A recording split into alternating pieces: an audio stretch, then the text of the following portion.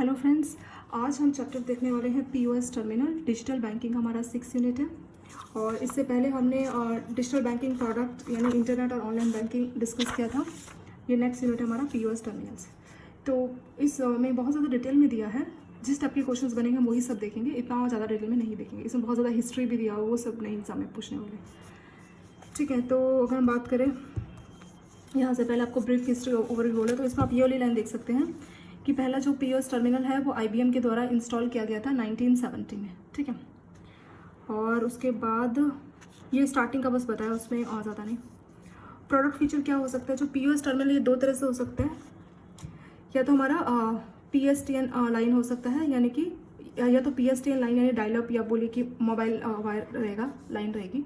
और दूसरा जीपीआरएस, ठीक है, वायरलेस है। तो पीएसटीएन लाइन ये डायलअप है, और ये जो पीएसटीएन हमारा पीओएस है, इसके लिए क्या चाहिए, पीएसटीएन पीओएस जो टर्मिनल है उसके लिए हमें ज़रूरत पड़ेगी टेलीफोन लाइन की, और वो डेटा सेंटर से इंटरेक्ट रहेगा। लेकिन अगर हम बात करें जीपीआरएस की, तो it make use of SIM card for communication. इसमें सिम कार्ड का ज़रूरत होता है कम्युनिकेशन के लिए, इसके लिए कोई टेलीफोन लाइन का ज़रूरत नहीं होता। ठीक है, तो दो तरह से है, पीएसटीएन पीओएस और दूसरा हो गया हमारा जीपीआरएस पीओएस। ठीक है, और जीपीआरएस जो जीपीआरएस वाला पीओएस टर्मिनल है, it can be moved anywhere as it has SIM card, क्योंकि सिम पे चलता है, हमने देखा ना कम्युनिकेशन के लिए, तो कहीं भी मूव हो सकता है, और इसमें बिल्ट इन बैटरी रहेगा। ठीक है, और अगर हम बात करें पीएसटीएन की, तो वो station at specific location and wire to terminal, तो ये एक जगह पे ही रहेगा जो पीएसटीएन वाला पीओएस है, और ये वायर के साथ कनेक्ट रहता है टेलीफोन लाइन की। तो ये दो तरीके का था। प्रोडक्ट फीचर हमने देख लिया, पीएसटीएन और जीपीआरएस। नेक्स्ट आता है टाइप्स ऑफ पीओएस टर्मिनल, कितने टाइप के होते हैं। तो देखिए, पहला हो गया acquired on terminal. Acquired on terminal का मतलब क्या है, एक्वायरिंग बैंक किसको बोलते हैं। जैसे मान लीजिए पीओएस टर्मिनल का जो ज़रूरत है, वो पीओएस मशीन कहाँ पे, आप कहीं पे भी शॉपिंग करने जा रहे हैं, तो आप जब फाइनल पेमेंट करने जाते हैं तो आपने देखा होगा एक मशीन लगा रहता है, वहाँ पे आप अपने कार्ड को तो स्वाइप करते हैं, इंसर्ट करते हैं, डिपेंड करेगा किस टाइप का मशीन है वो। ठीक है, पीओएस मशीन। तो मर्चेंट यानी कि दुकान वाला, हम एग्जांपल लेते हैं, सिंपल दुकान वाला है, या कहीं से शॉपिंग मॉल में है तो वहाँ भी कोई एक दुकान है, तो वहाँ से आपने कुछ खरीदा। ठीक है, तो उस दुकान वाले का अकाउंट किस बैंक में है, उस दुकान वाले का अकाउंट मान लीजिए एसबीआई में है या आईसीआईसीआई बैंक में है, तो वो हो गया एक्वायरिंग बैंक। ये हमने पहले भी चैप्टर्स में डिस्कस किया है, एक्वायरिंग बैंक क्या होता है, कार्ड होल्डर कौन होता है, इशूइंग बैंक क्या होता है, ये सब हम डिस्कस कर चुके हैं। ठीक है, थोड़ा सा मैं आपको ब्रीफ हल्का सा बताऊंगी क्या होता है इसमें। कार्ड होल्डर, आप मान लीजिए कस्टमर हैं और आप कुछ शॉपिंग करने की दुकान में गए, अपने साथ आप एक बैंक का कार्ड लेके, मान लीजिए वो एसबीआई बैंक का कार्ड ले गए, तो एसबीआई हो गया इशूइंग बैंक। आपके पास कार्ड है तो आप हो गए कार्ड होल्डर। दुकान वाला, दुकानदार का अकाउंट मान लीजिए आईसीआईसीआई बैंक में है, यही एग्जाम्पल हमने पहले भी लिया, तो वही मैं रिपीट करूँगी। दुकान वाले का अकाउंट आईसीआईसीआई बैंक में है, तो दुकान वाला हो गया मर्चेंट, और दुकान वाले का बैंक जो है आईसीआईसीआई, वो हो गया एक्वायरिंग बैंक। ठीक है, तो ये इसमें जो बोला ना एक्वायर ऑन द टर्मिनल, हाँ, इसमें एक और आपका जो है टर्म अभी आएगा, मैं आपको अभी बता देती हूँ साथ साथ एग्जाम्पल में, कि कोई भी ट्रांजेक्शन होती है तो उसके लिए मर्चेंट जो है कुछ फ़ी पे करता है, या बोलिए कमीशन पे करता है अपने बैंक को। जैसे मान लीजिए दुकान वाले का अकाउंट है आईसीआईसीआई में, तो हर ट्रांजेक्शन में आईसीआईसीआई बैंक को चार्ज करेगा मर्चेंट से, तो उसको बोला जाता है मर्चेंट डिस्काउंट रेट। ठीक है, मर्चेंट डिस्काउंट रेट वो चार्ज है, वो कमीशन है जो कि मर्चेंट का बैंक, जो कि एक्वायरिंग बैंक होता है, वो मर्चेंट से लेता है। ठीक है, कमीशन जो लेता है उसको बोलेंगे मर्चेंट डिस्काउंट रेट। वो भी आएगा, मैंने एग्जांपल दिया तो साथ साथ आपको मैंने यहाँ पे बता दिया। तो एक्वायर्ड ऑन टर्मिनल ये होते हैं कि ये टर्मिनल आपका जो एक्वायरिंग बैंक है यानी आईसीआईसीआई बैंक जो है दुकान में लगा के जाएगा। ठीक है, वो हो गया एक्वायर ओन्ड, यानी जो एक्वायरिंग बैंक है वही ओन्ड माने मालिक, उस टर्मिनल के मालिक होंगे। Acquired means the entity in whose machine transaction are, ये चलिए तो बुकिश लैंग्वेज में ऐसा कुछ लिखा है, मैंने आपको उसका मीनिंग बता दिया। तो जो मशीन है वो आपका बैंक, आपको जो एक्वायरिंग बैंक है वो आपको लगा कर देगा। He distribute POS to shopkeepers and other banks are typically acquired, तो जो बैंक है वही ये उनको फिट करके देगा system. Majority of merchant have acquired, तो ज़्यादातर जो मर्चेंट है उनके पास जो पीओएस है टर्मिनल जो होता है वो एक्वायर्ड ऑन टर्मिनल होता है। और जो बैंक है वो rent out the terminal for an amount of time, तो वो रेंट बेसिस पे होता है, मतलब मंथली रेंट रहेगा, आपको हमने मशीन लगा के दी है तो मंथली रेंट आपको इस मशीन के लिए हमें पे करना पड़ेगा। ठीक है, तो वो हो गया हमारा एक्वायर्ड ऑन टर्मिनल। दूसरा आता है रिटेलर ऑन टर्मिनल। ये क्या होता है retailer on terminal, although acquire और टर्मिनल आर मोस्ट कॉमन, तो ज़्यादातर जो भी पीओएस आप देखेंगे तो जो एक्वायरिंग बैंक है वही लगा के देता है, पर कुछ केसेस में सम रिटेलर्स और merchant source their own terminal, तो ये खुद से अपना सोर्स कर लेते हैं। ठीक है, खुद से अपना टर्मिनल सोर्स करते हैं, खुद से इंतजाम करते हैं उसका। In such case where merchant have any problem, तो इस केस में अगर आपको कोई प्रॉब्लम होती है मर्चेंट को, तो एक्वायरिंग बैंक से कॉन्टैक्ट करता है। मान लीजिए कुछ पेमेंट नहीं हो रही है, कुछ प्रॉब्लम आ रहा है, तो जो एक्वायरिंग बैंक है वो उनकी प्रॉब्लम सॉल्व करेगा।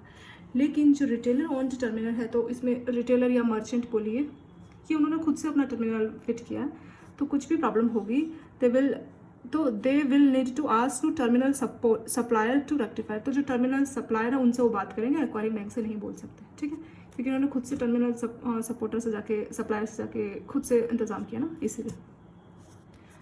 तीसरा आता है हमारा integrated point of sale terminal, ये तीसरा है। This is a merchant shop machine to record selling of merchant. तो जो आप रिकॉर्ड कर रहे हैं उन सब का जो है integrated point of sale terminal. तो आप देखते होंगे कुछ भी जो है, आप कुछ सामान खरीदते तो हर सामान के साथ, मान लीजिए आपको अपने ड्रेस खरीदा तो वहाँ पे एक टैग लगा रहता है ना, ड्रेस के साथ एक टैग, तो उस टैग में बारकोड रहता है। तो फॉर एग्जाम्पल मर्चेंट्स में scan in customer purchase. Example, आपने कोई ड्रेस खरीदा, कोई सूट खरीदा, तो उस पर जो बारकोड रहेगा उसकी हेल्प से ये स्कैन करेगा, ठीक है, और फिर क्या क्या आइटम में बताएगा और टोटल अमाउंट जो है वो टर्मिनल को भेज देगा ताकि कार्ड ट्रांजेक्शन प्रोसेस हो सके। तो उसको बोलते हैं integrated point of sale terminal. तो जितने भी आइटम्स है एक साथ उनको भेज देगा डिटेल कार्ड ट्रांजेक्शन के लिए। नेक्स्ट आता है हमारा पोर्टेबल टर्मिनल। पोर्टेबल टर्मिनल क्या होता है? The difference between this terminal and mobile terminal. इस टर्मिनल में और मोबाइल टर्मिनल में जो डिफरेंस होता है वो ये होता है, it can B use with in specific radius of base station. तो जो पोर्टेबल है इसमें एक बेस स्टेशन रहेगा, उसके कुछ एरिया में इसको यूज़ कर सकते हैं, ठीक है, which itself is connected to merchant telephone line. तो जो बेस स्टेशन है वो मर्चेंट टेलीफोन लाइन के साथ कनेक्ट रहेगा। It is situated in their retail outlet. These terminals are mostly use in hospitality industry. तो पोर्टेबल में क्या रहेगा कि एक बेस स्टेशन रहेगा, उसी एरिया में आप उसको यूज़ कर सकते हो। वो जो बेस स्टेशन रहेगा वो टेलीफोन लाइन के साथ कनेक्ट रहेगा, ठीक है। तो हॉस्पिटलिटी वाली कोई भी इंडस्ट्री है तो वहाँ पे ये जो है पोर्टेबल टर्मिनल का यूज़ होता है।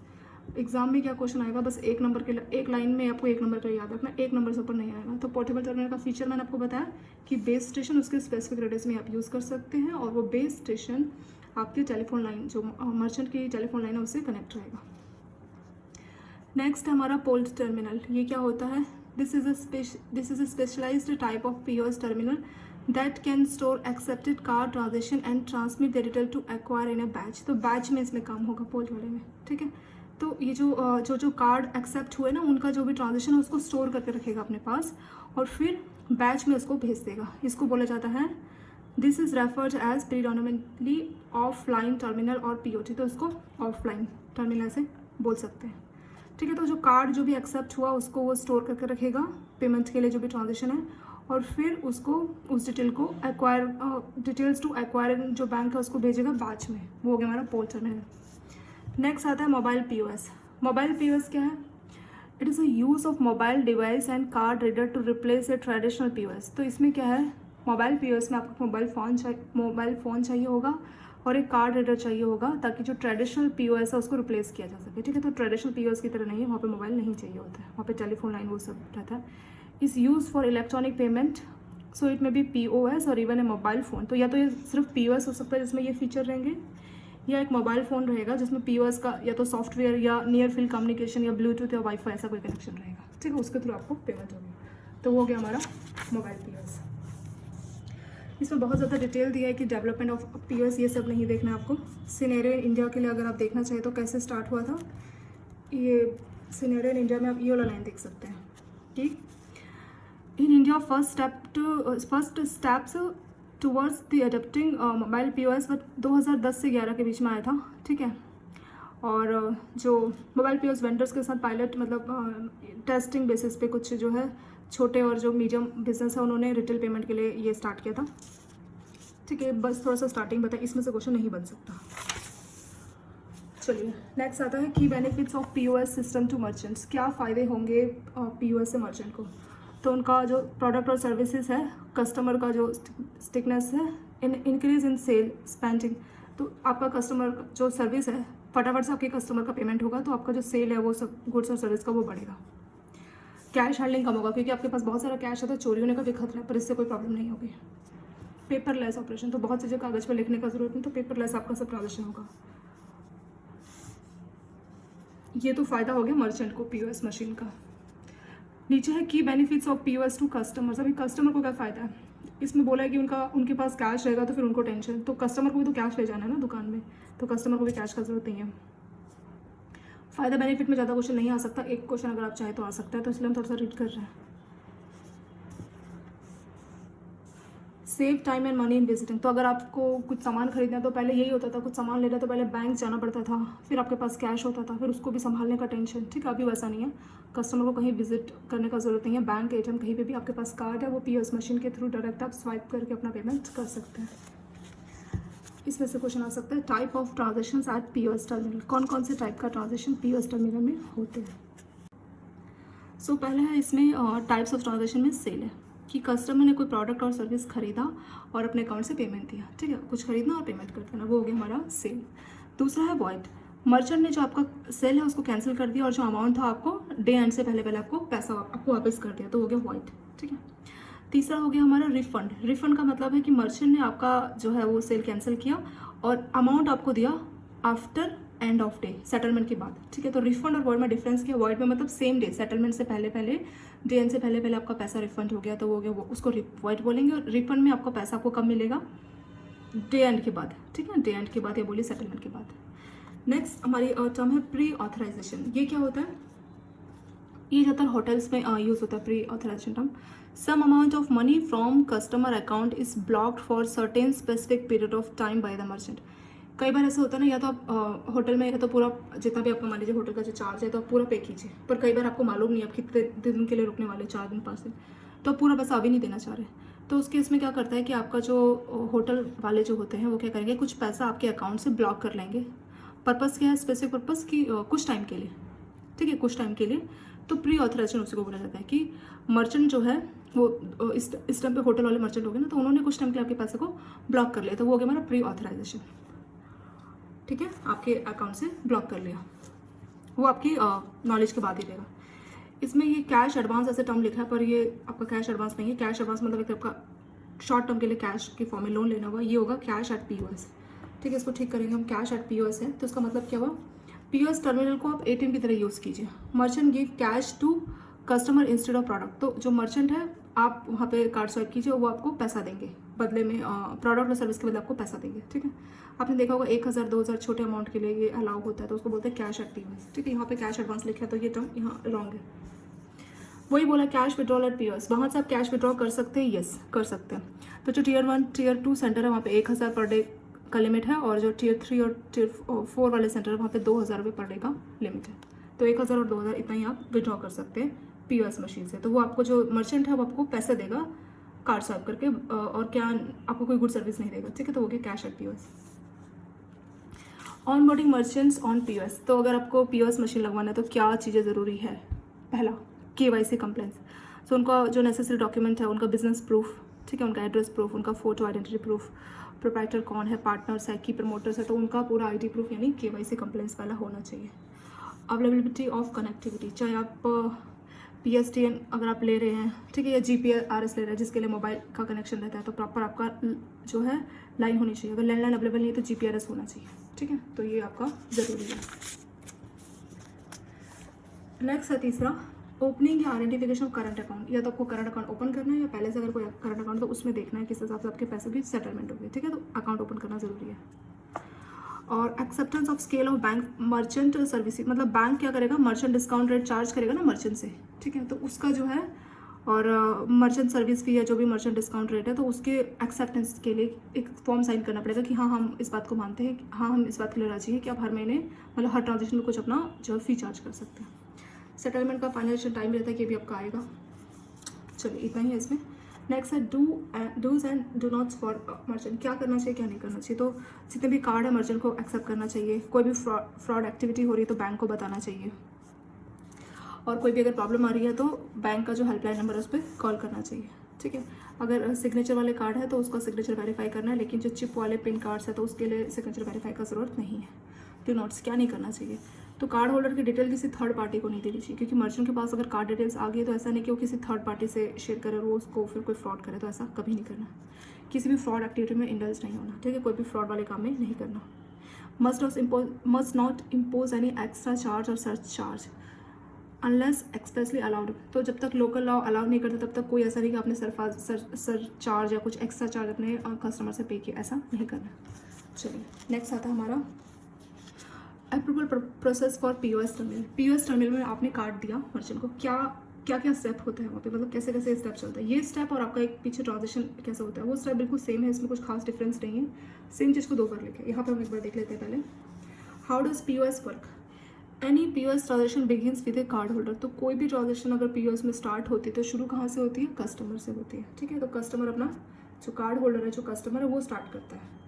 यूजिंग द कार्ड होल्डर पे फॉर गुड्स और services purchase from merchant by making use of POS terminal install. तो जो एक्वायर बैंक ने मर्चेंट के शॉप पे या मर्चेंट के लोकेशन पे जो भी POS टर्मिनल इंस्टॉल किया तो कार्ड होल्डर गुड्स और सर्विसेज के लिए मर्चेंट को उसकी पेमेंट करता है उस POS टर्मिनल के थ्रू।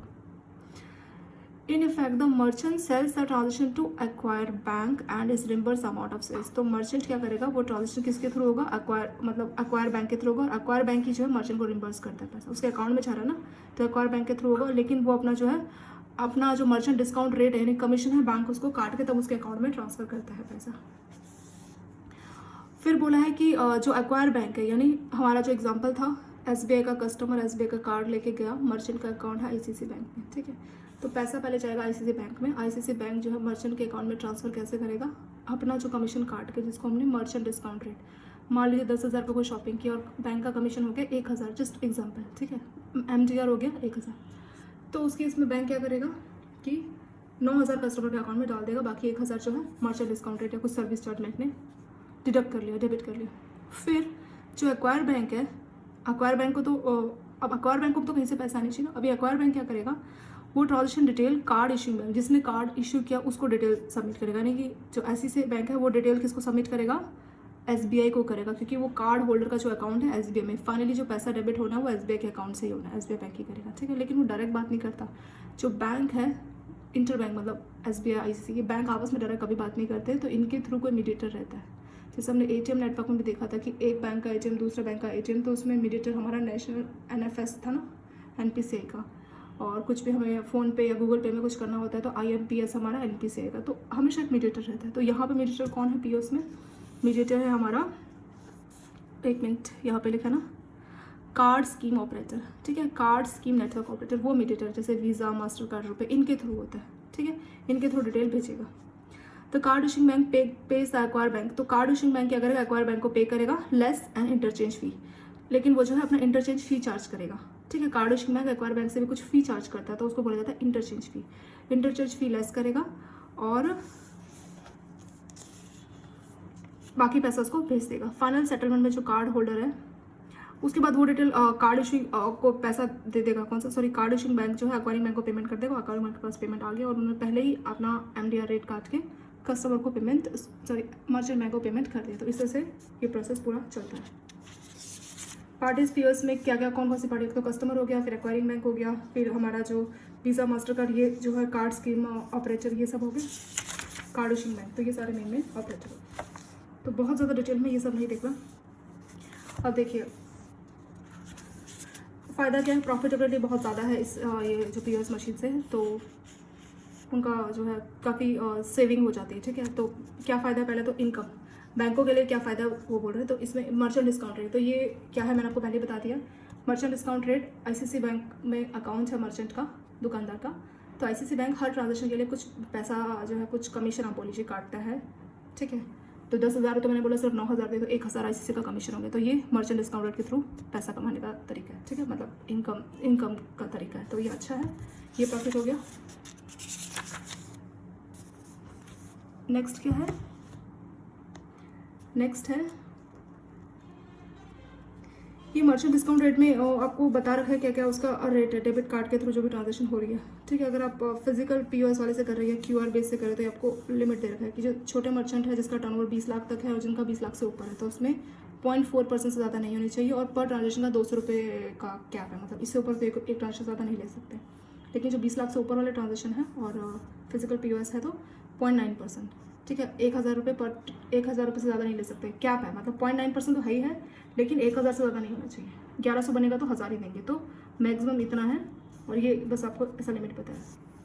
जो QR वाले, तो QR कोड है तो उस पर थोड़ा सा और डिस्काउंट देना है।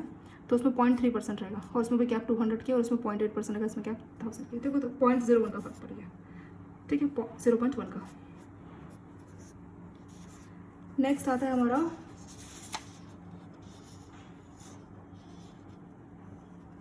स्कीम प्राइसिंग का मतलब क्या है। Scheme pricing the major point suggested by जो स्कीम जो हमारा जो स्कीम ऑपरेटर है, जैसे वीज़ा मास्टर कार्ड, तो वो कुछ चार्ज कर रहे हैं। वो कौन कौन से जो चार्ज कर सकते हैं, वो एडमिनिस्ट्रेटिव फी चार्ज करते हैं। This is a monthly fee that is charge to member. तो जितने भी मेंबर बैंक रहेंगे स्कीम कार्ड स्कीम के, तो उनको एडमिनिस्ट्रेटिव यानी मंथली को चार्ज देना पड़ता है। फिर असेसमेंट फ़ी होता है, ठीक है। This is a charge for using the card brand for merchant transaction, तो कार्ड का ब्रांड यूज़ करते हैं उसके लिए असेसमेंट फी है। फिर ऑथराइजेशन चार्ज है। These are charge expense for कोई भी ट्रांजेक्शन ऑथराइज कर रहे हैं उनके नेटवर्क पे, क्योंकि वही तो नेटवर्क प्रोवाइडर है ना। हमने देखा ना कि ये इनके नेटवर्क के थ्रू तो बैंक आपस में कम्युनिकेट करते हैं, तो उसका ऑथराइजेशन चार्ज भी है। तो ये सारे जो है फी वो चार्ज करते हैं।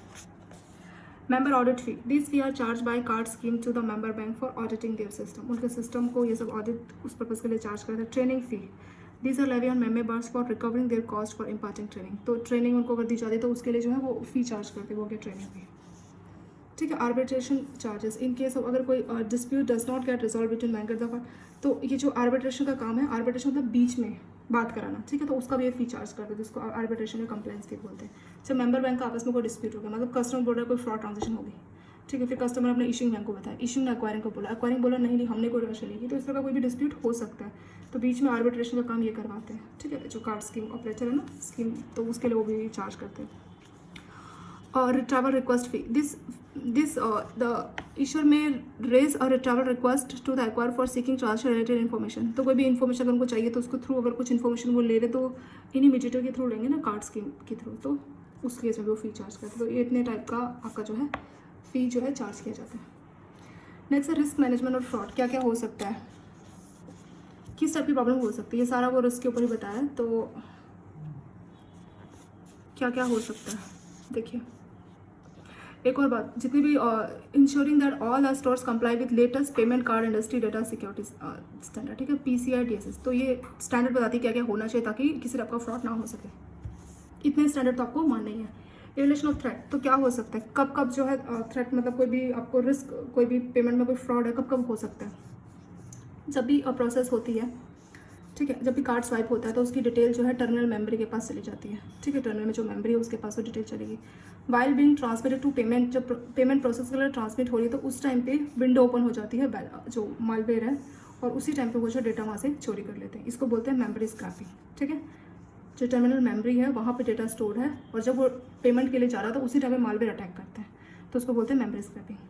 सेकेंड और क्या हो सकता है, methodology, there are roots attacks to steal, तो कई बार ये क्या करते हैं, एक ऑप्शन ये भी है कि जो डेटाबेस है जहाँ पे कार्ड का डेटा है वहीं पे वो एक्सेस गेन कर लेते हैं किसी तरह से, ठीक है। दूसरा ऑप्शन क्या है, दूसरा ऑप्शन है जहाँ पे retailer first acquire the card data, POS system में जो पहले एंटर कर रहा था वहाँ से भी डायरेक्ट जो है डेटा चोरी कर सकते हैं। ये तो है कि डेटा जो बेस है, डेटाबेस से डेटा चोरी करना है, पहला मेथड होगा। दूसरा ऑप्शन क्या है कि जो है जहाँ पे आप कार्ड सर्व कर रहे हो उस टाइम पे कोई डेटा चोरी कर लेना। मान लीजिए पे कोई कैमरा फिट किया या कुछ ऐसा जिसके थ्रू कार्ड की क्लोनिंग होगी, तो कुछ भी मेथड हो सकता है।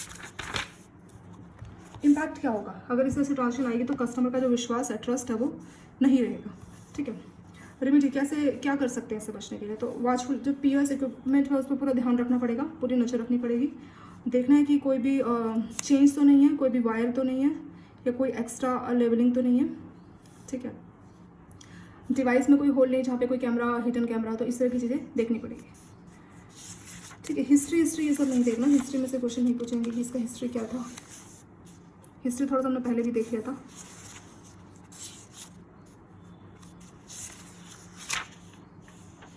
और नेक्स्ट क्या है, ये transaction flow in POS machine, ये बिल्कुल सेम वैसा ही है जो हमने यहाँ पे देखा था ना, मैंने आपको यहाँ पे बोला था कि क्या होता है। ये ट्रांजेक्शन फ्लो मतलब कैसे कैसे POS मशीन में काम करता है, एक बार मैं थोड़ा सा आपको फिर से बताऊंगी इसमें क्या होता है। मान लीजिए कोई भी कार्ड अगर किसी कस्टमर ने स्वाइप किया, ठीक है, या अगर मर्चेंट का POS टर्मिनल या तो स्वाइप किया या फिर वहाँ पे इंसर्ट किया POS मशीन में, उसके बाद क्या होगा, उसके बाद है some data flows from merchant to merchant, तो मर्चेंट के पास वो डेटा आ गया उसकी मशीन में, और फिर वो मर्चेंट एक्वायर जो बैंक है उसके पास जाएगा, ठीक है। This data inclusive of detail stored on card and mostly authorization request, तो ये ऑथराइजेशन रिक्वेस्ट के लिए बोलेगा। The data is further transfer by merchant acquire to card scheme. तो मर्चेंट एक्वायर जो बैंक है, एग्जाम्पल में हमारा आईसीसी बैंक है, ठीक है, तो आईसीसी बैंक क्या करेगा, कार्ड स्कीम ऑपरेटर जैसे वीज़ा मास्टर कार्ड उनको भेजेगा, and from the card scheme operator to issuer. तो कार्ड स्कीम जो ऑपरेटर है वो उसको फाइनली जो जिसने वो कार्ड इशू किया, हमारे एग्जाम्पल में एसबीआई, तो वो कार्ड स्कीम ऑपरेटर के थ्रू वो इन्फॉर्मेशन कहाँ जाएगी, एसबीआई के पास जाएगी। तो objective data flow is to help the issuer to able. तो ये जो डेटा फ्लो हो रहा है इससे जो इश्यूर है उसको पता लग जाएगा, यानी जिसने कार्ड इशू किया है कि कार्ड नंबर जो है करेक्ट है, कहीं वो कार्ड स्टोलन तो नहीं है, मतलब कोई चोरी का कार्ड लेके तो नहीं है, वो सब भी पता लग जाएगा, ठीक है। क्योंकि फाइनली जो है एसबीआई को तो मालूम होगा ना कि उसके कस्टमर के कार्ड का क्या है, उनका पूरा कोर बैंकिंग पूरा डेटा जो है एसबीआई के पास तो रहेगा ही, क्योंकि एसबीआई ने वो कार्ड दिया। If card holder has enough fund, मतलब उसका क्रेडिट लिमिट है या नहीं है, अगर क्रेडिट कार्ड है तो, और उसके पास सफिशिएंट फंड है नहीं, वो सारा डेटा चेक करेगा। व्हेन चेक्स आर सेटिस्फैक्टरी, ये सब काम सिस्टम करते हैं, ठीक है, ऐसा नहीं कोई पर्सन बैठ के चेक करेगा, वो सब सिस्टम ही करेगा।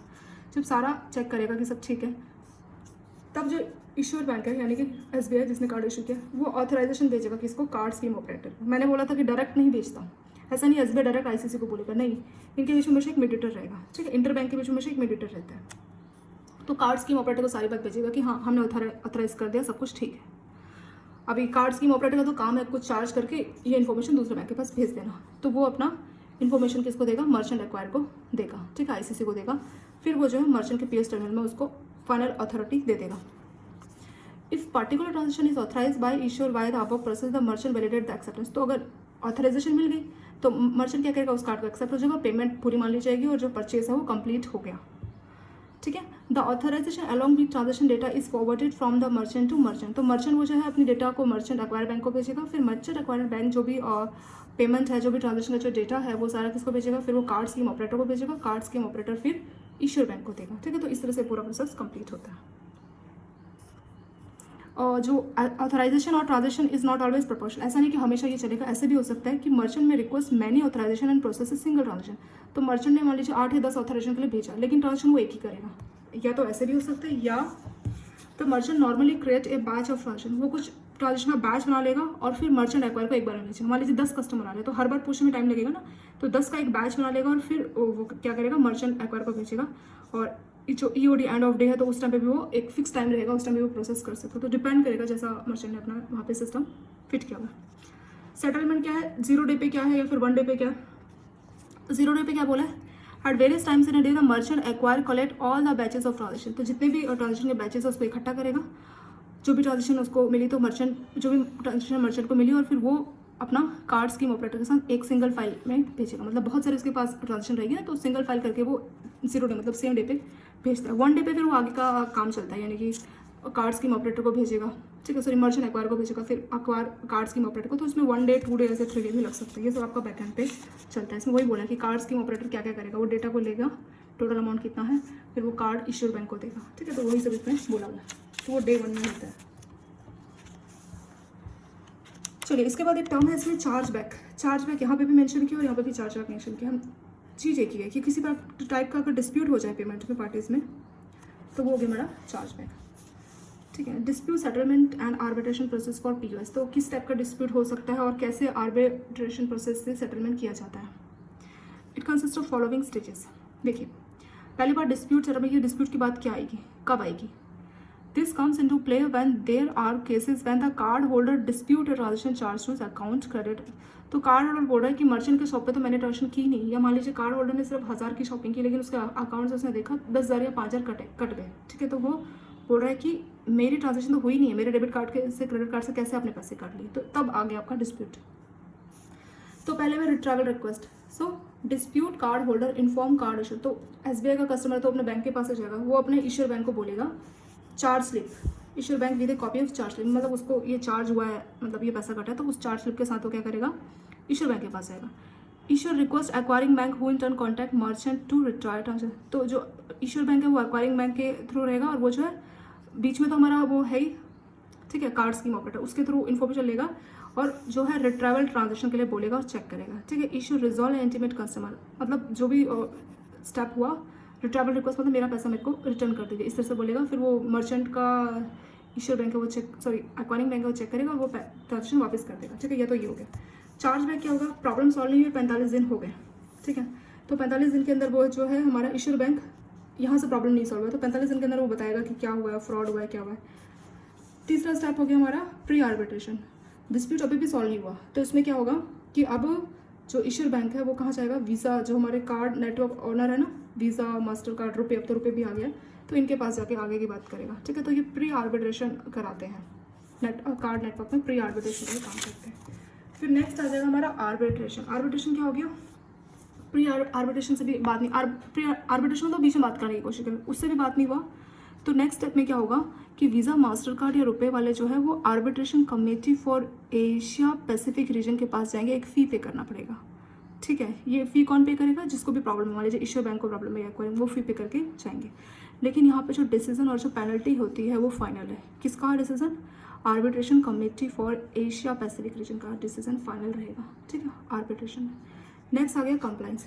If chargeback is not involve but customer rules are violated, issuer can refer to network owner.